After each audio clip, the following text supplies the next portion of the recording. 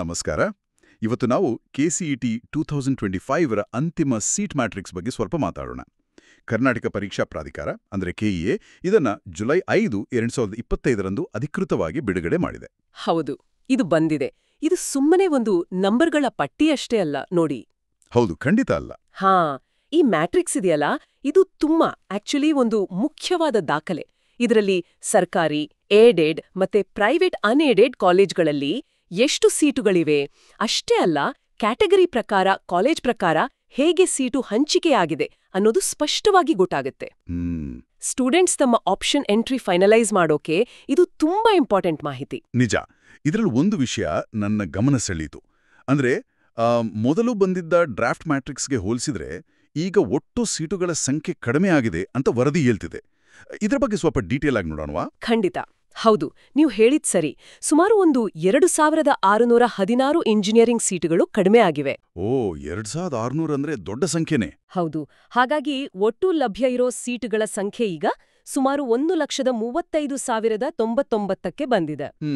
ಇದರಲ್ಲಿ KCET ಮೂಲಕ ಹಂಚಿಕೆ ಆಗೋ ಸೀಟುಗಳು ಬಂದು ಅಂದಾಜು 64,047. ಸರಿ. ಈ ಕಡಿತ ಮುಖ್ಯವಾಗಿ ಎಲ್ಲಾಗಿದೆ ಅಂತ ಏನಾದರೂ ಮಾಹಿತಿ ಇದೆಯಾ? ಇದೆ. ಹೆಚ್ಚಾಗಿ ಸಿವಿಲ್ ಮತ್ತೆ ಮೆಕ್ಯಾನಿಕಲ್ ಇಂಜಿನಿಯರಿಂಗ್ ಬ್ರಾಂಚ್ಗಳಲ್ಲಿ ಈ ಕಡಿತ ಕಾಣಿಸಿದೆ. ಕೋರ್ ಬ್ರಾಂಚ್ಗಳಲ್ಲಿ. ಹೌದು. ಆದ್ರೆ ಒಂದು ಇಂಟ್ರೆಸ್ಟಿಂಗ್ ವಿಷಯ ಅಂದ್ರೆ ಕಂಪ್ಯೂಟರ್ ಸೈನ್ಸ್ ಸೀಟ್ಗಳು ಆ ಸಂಖ್ಯೆ ಹೆಚ್ಚು ಕಡಿಮೆ ಸ್ಥಿರವಾಗಿದೆ. ಅದು ಗಮನಾರ್ಹ ಅಲ್ವಾ? ಯಾಕಂದ್ರೆ CSCಗೆ ಡಿಮ್ಯಾಂಡ್ ಜಾಸ್ತಿ ಇದೆ. ಹಾಗಾದ್ರೆ ಇದರ ಪರಿಣಾಮಗಳೇನು? ಸ್ಪರ್ಧೆ ಜಾಸ್ತಿ ಆಗುತ್ತಾ ಕೆಲವು ಬ್ರಾಂಚ್ಗಳಲ್ಲಿ? ಖಂಡಿತ. ಇಲ್ಲಿ ನೋಡಿ, ಸಿವಿಲ್ ಮೆಕ್ಯಾನಿಕಲ್ ಕಡೆ ಸೀಟು ಕಡಿಮೆ ಆದ್ರೆ ಆ ಬ್ರಾಂಚ್ಗಳಿಗೆ ಹೋಗಬೇಕು ಅನ್ನೋರಿಗೆ ಕಾಂಪಿಟಿಷನ್ ಸ್ವಲ್ಪ ಟಫ್ ಆಗ್ಬೋದು. ಆದ್ರೆ CSC ಆಯ್ಕೆಗಳು ಸ್ಟೇಬಲ್ ಆಗಿರೋದು ಆ ಕಡೆ ಹೋಗೋರಿಗೆ ಸ್ವಲ್ಪ ಸಮಾಧಾನ ತರಬಹುದು. ಹೌದು. ಇದರ ಜೊತೆಗೆ PH ಕೋಟಾ ಅಂದ್ರೆ ದೈಹಿಕ ವಿಕಲಚೇತನರಿಗೆ ಮತ್ತೆ HK ರೀಜನ್ ಅಂದ್ರೆ ಈಗ ಕಲ್ಯಾಣ ಕರ್ನಾಟಕ, RK ಕನ್ನಡ ಮೀಡಿಯಂ ಕೋಟಾ, ಈ ಎಲ್ಲದರ ಡೀಟೇಲ್ಡ್ ಬ್ರೇಕ್ ಡೌನ್ ಕೂಡ ಕೊಟ್ಟಿದ್ದಾರೆ. ಇದು ರಿಸರ್ವೇಷನ್ ಇರೋರಿಗೆ ತಮ್ಮ ಚಾನ್ಸಸ್ ಪ್ಲಾನ್ ಮಾಡೋಕೆ ಹೆಲ್ಪ್ ಆಗುತ್ತೆ. ಸರಿ. ಕೆಲವು ಕಾಲೇಜುಗಳ ಉದಾಹರಣೆ ತಗೊಂಡ್ರೆ ಹೇಗೆ ಕಾಣಿಸುತ್ತೆ ಈ ಸೀಟುಗಳ ಹಂಚಿಕೆ? ಖಂಡಿತ ನೋಡೋಣ. ಈಗ ಸರ್ಕಾರಿ ಕಾಲೇಜ್ಗಳನ್ನೇ ತಗೊಂಡ್ರೆ ಸೀಟುಗಳ ಸಂಖ್ಯೆಯಲ್ಲೇ ವ್ಯತ್ಯಾಸ ಇದೆ. ಉದಾಹರಣೆಗೆ ಚಳ್ಳಕೆರೆ ಗವರ್ಮೆಂಟ್ ಇಂಜಿನಿಯರಿಂಗ್ ಕಾಲೇಜಿನಲ್ಲಿ 180 ಸೀಟುಗಳಿವೆ. 180. ಅದೇ ದಾವಣಗೆರೆಯ ಯೂನಿವರ್ಸಿಟಿ BDT ಕಾಲೇಜಲ್ಲಿ 550 ಸೀಟುಗಳಿವೆ. ದೊಡ್ಡ ವ್ಯತ್ಯಾಸ ಇದೆ. ಹೌದು. ಇನ್ನು ಅನುದಾನಿತ ವಿಭಾಗದಲ್ಲಿ doctor Ambedkar institute of technology ಇದೆಯಲ್ಲ, ಅಲ್ಲಿ 600 ಸೀಟುಗಳಿದೆ. 600. BMS ಕಾಲೇಜ್ ಆಫ್ ಇಂಜಿನಿಯರಿಂಗ್ನ ಏಡೆಡ್ ವಿಭಾಗದಲ್ಲಿ 300 ಸೀಟುಗಳಿವೆ.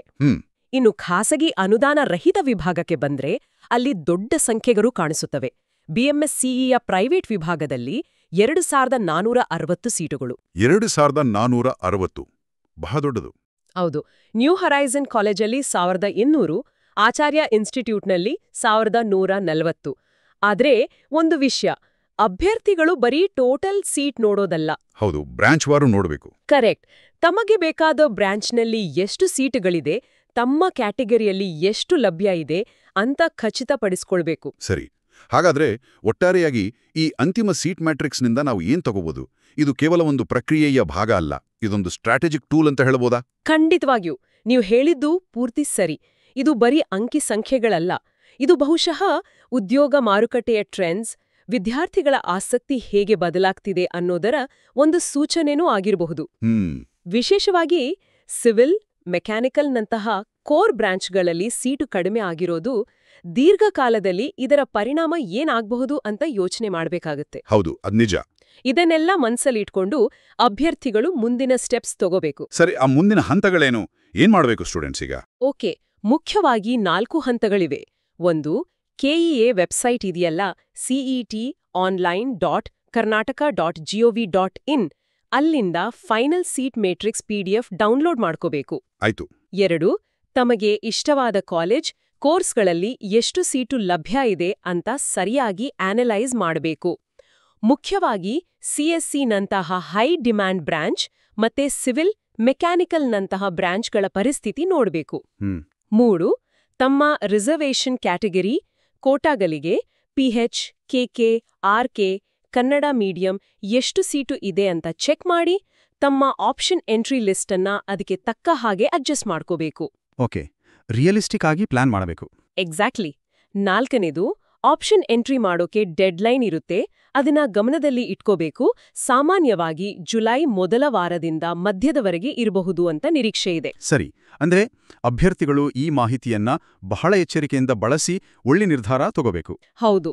ನಾನೊಂದು ವಿಷಯ ಸೇರ್ಸೋದಾದ್ರೆ ಇಲ್ಲಿ ಒಂದು ಯೋಚನೆ ಮಾಡೋಕೆ ಅವಕಾಶ ಇದೆ. ಹೇಳಿ. ಈ ಸೀಟ್ ಹಂಚಿಕೆಯಲ್ಲಿ ಆಗಿರೋ ಬದಲಾವಣೆಗಳು ಮುಂದಿನ ಕೆಲವು ವರ್ಷಗಳಲ್ಲಿ ಕರ್ನಾಟಕದ ಇಂಜಿನಿಯರಿಂಗ್ ಶಿಕ್ಷಣದ ಮೇಲೆ ಹಾಗೆ ಉದ್ಯೋಗ ಕ್ಷೇತ್ರದ ಮೇಲೆ ಯಾವ ತರಹದ ಪ್ರಭಾವ ಬೀಯಬಹುದು?